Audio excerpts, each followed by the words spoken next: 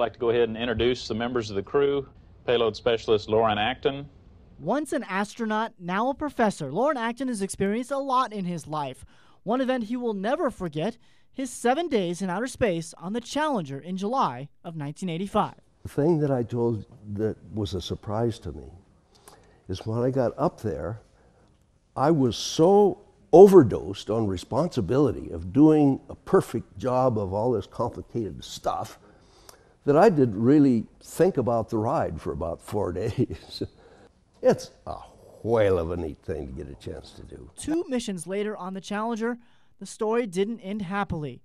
27 years ago to the day, Lauren remembers that day like it was yesterday. 700 middle school students ready to hear my talk. And somebody came down the aisle, came up and tapped me and said, "Do you know the Challenger just blew up?"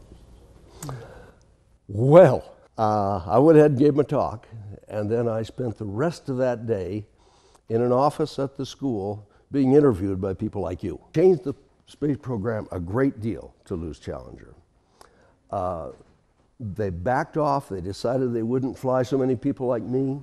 They didn't fly so many missions. Well, it's been nearly 28 years since Acton was in space. Here at MSU, he continues to spread his passion to his students.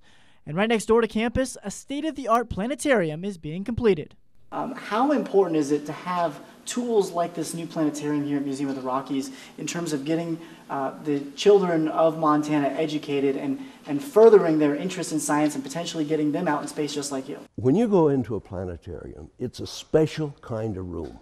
And now with these new tools, we can show, for instance, the wonderful data from the spacecraft we're now using to fly the sun.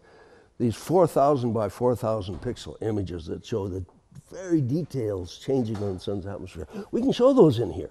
You know, I gotta give the Board of Trustees credit for having the gumption to say, if we're going to fix up that planetarium, let's make it right on the edge. Once complete, thousands of students will see all of the new sights and technology this planetarium will offer. Who knows, maybe one day it will inspire a new Lauren Acton. In Bozeman, Adam Bell, MTN News.